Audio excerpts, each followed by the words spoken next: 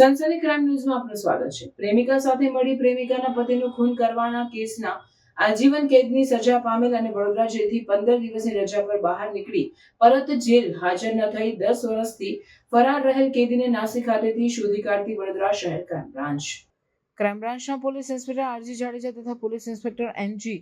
જાડેજા નાઓની દોરવણી હેઠળ parole flow team દ્વારા જેલમાંથી રજા પર બહાર નીકળી બાદ જેલમાં સમયસર પરત હાજર ન થઈ ફરાર થયેલ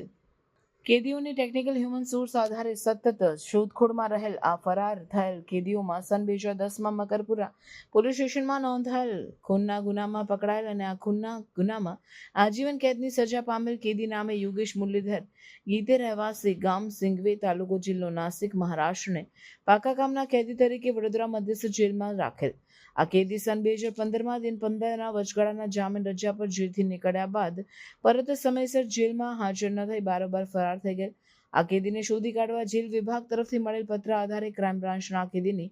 સતત શોધમાં રહેલ દરમિયાન હાલમાં ટીમને આ ફરાર કેદી તેના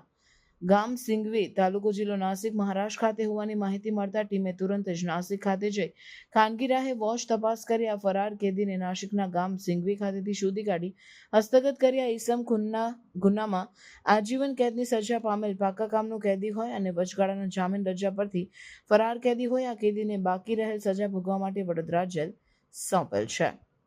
આ ફરાર થયેલ અને હાલ પકડાયેલ કેદી 2010માં મકરપુરા પોલીસ સ્ટેશનમાં નોંધાયેલ ખૂનના ગુનાની વિગતમાં આ કામના મહિલા આરોપી તેના પતિની હત્યા કરી કારસ કાઢવાના ઈરાદે તેના પ્રેમી આરોપી યોગેશ મુરલીધર ગીતે સાથે મળી ગુનાહિત કાવતરું રચી આરોપી મહિલા તથા તેના પ્રેમી યોગેશ ગીતેનાએ અન્ય સહ આરોપીને 30,000ની ખૂન કરવા માટેની સુપારી આપી આરોપીઓ સંપર્કમાં રહી નાસિકથી આરોપી યોગેશ ગીતે તેના સહ આરોપી સાથે વડોદરા આવી કાવતરા મુજબ મહિલા આરોપીએ માંજલપુર ખાતેના મકાનનો પાછળનો દરવાજો ખુલ્લો રાખતા તે દરવાજા માટે બંને આરોપી સમૂહે મકાનમાં પ્રવેશ કરી આરોપી યોગેશ ગીતે એ મહિલાના પતિનું ઓસિંકા વડે મું દબાવી અને સહ આરોપી ઈસમે ચાકુ વડે જીવલેણ ઘા મારી ભૂખ બનારની હત્યા કરી બંને આરોપી સમૂહે તેઓના લોહીવાળા કપડાં ચાકુ ધોઈ નાખી આરોપી મહિલાએ સુપારી પેટે 5,000 આપી તેમજ મહિલાએ તેનું લોહીવાળું ગાઉન ધોઈ નાખી પુરાવાનો નાશ કરી તમામે એકબીજાની મદદગારીથી ગુનો કરેલ। આ ગુનાના કામે ભૂખ બનનારની આરોપી પત્ની અને આરોપી યોગેશ ગીતેની ધરપકડ કરેલ। આ કેસ વડોદરા ખાતેના સેશન્સ કોર્ટમાં ચાલી જતા આરોપી મહિલા તથા આરોપી યોગેશ ગીતેને આજીવન કેદની સજા અને 1,000નો દંડની સજા થયેલ છે। કામગીરી કરનાર અધિકારી ક્રાઇમ બ્રાન્ચના પોલીસ ઇન્સ્પેક્ટર એનજી જાડેજા તથા ટીમના ઉદ્દેશી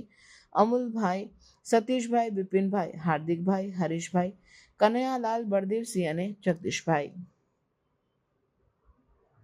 સનસની ક્રાઇમ ન્યૂઝ ને સબસ્ક્રાઇબ કરો અને બેલ આઇકન દબાવી તાજી અને સચોટ ક્રાઇમ સમાચાર સૌથી પહેલા મેળવો।